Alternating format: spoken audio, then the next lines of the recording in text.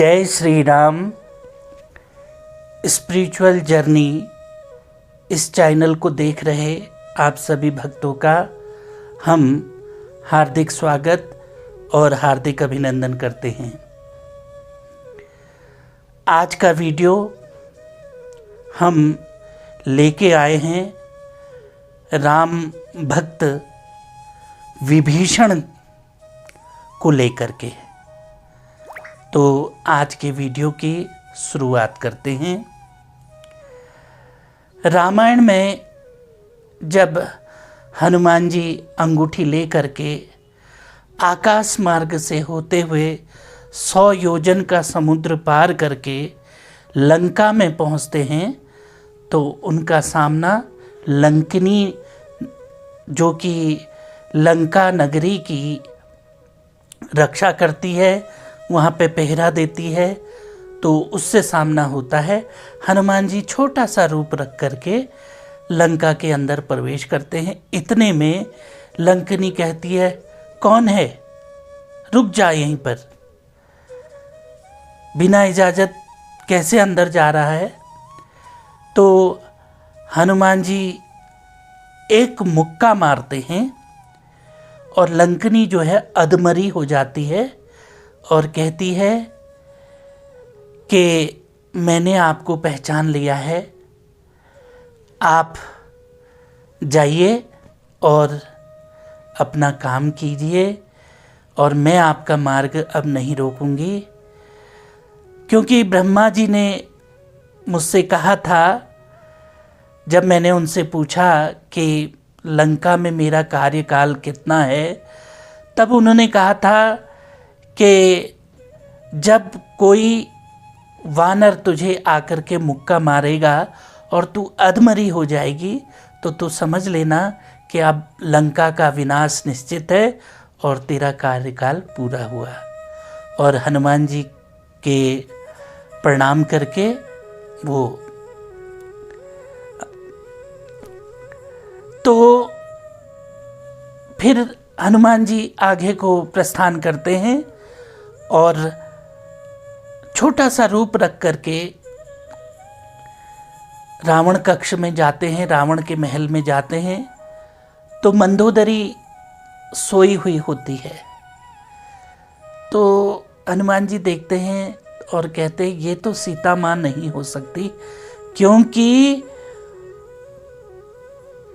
पति से बिछोड़ने के बाद कोई स्त्री इतनी गहरी नींद नहीं सो सकती है। उसके बाद रावण के कक्ष में जाते हैं और देखते हैं।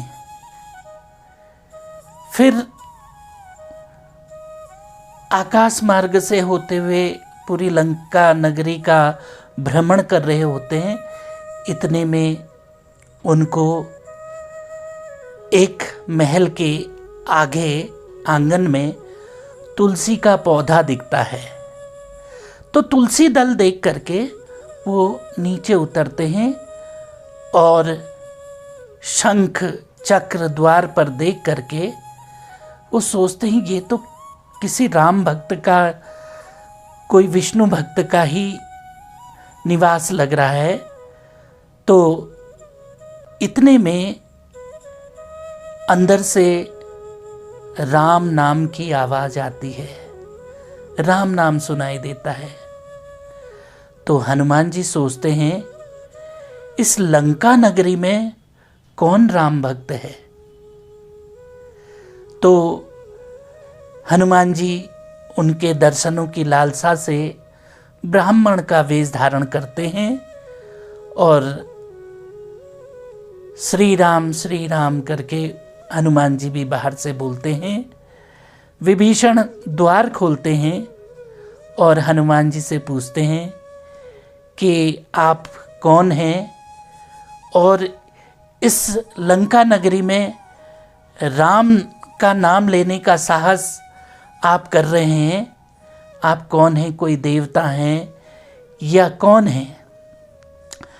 तो हनुमान जी कहते, मैं आकाश मार्ग से गुजर रहा था और मैंने यहाँ पर तुलसी दल देखा और शंख और चक्र के ये चिन्ह देखे, तो मैंने सोचा कि ये कोई राम भक्त का ही निवास है, इसलिए मैं यहाँ चले आया। तो विभीषण ने अपना परिचय दिया, कहा मैं लंका नरेश रावण का छोटा भाई हूँ और ऋषि विसर्वा का मैं पुत्र हूँ। तो फिर हनुमान जी उनसे कहते हैं कि मैं भगवान श्री राम का दूत हूँ और मैं माता सीता की खोज करने के लिए यहाँ पर आया हूँ। आप मुझे बताने का कष्ट करें कि माता कहाँ हैं। तब विभीषण कहते हैं कि माता सीता अशोक वाटिका में हैं, आप अशोक वाटिका में जाइए, लेकिन वहाँ बड़े बड़े राक्षस उनका पहरा देते हैं, तो आप जाएंगे कैसे? तो हनुमान जी कहते हैं मैं दिन कहीं पर बिता लूँगा, रात्रि के समय मैं किसी ऐसे स्थान पर, गुप्त स्थान पर छुप जाऊँगा और आधी रात में मैं माता को, जो प्रभु की दी हुई मुद्रिका है, वो माँ तक पहुँचा दूँगा, इसकी चिंता ना करें। और हनुमान जी विभीषण जी के गले लगते हैं और दोनों राम भक्त एक दूसरे को विदा लेते हैं एक दूसरे से, और फिर हनुमान जी माता सीता के पास चले जाते हैं। तो एक राक्षस कुल में पैदा होने के बाद भी विभीषण,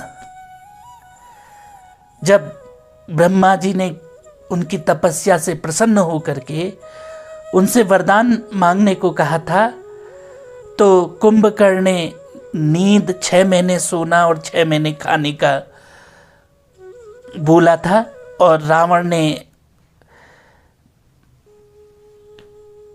अपने शिव जी की भक्ति मांगी थी और विभीषण ने राम जी की भक्ति मांगी थी।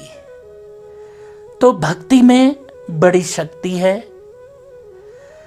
निस्वार्थ भाव से, कोई स्वार्थ सिद्धि नहीं, निस्वार्थ भाव से अगर आप लोग भगवान का स्मरण करते हैं, भगवान का नाम लेते हैं, राम राम राम, श्री राम, जय जय राम, निस्वार्थ भाव से खाली राम भी बज लेते हैं तो आपका उद्धार हो जाता है। विभीषण लंका में इस तरीके से रहते थे जैसे 32 दांतों के बीच में जीभ रहती है, लेकिन फिर भी उन्होंने राम भक्ति नहीं छोड़ी। रावण की लात भी खा ली, लेकिन फिर भी राम भक्ति नहीं छोड़ी। तो अपने घरों में, अपने बच्चों में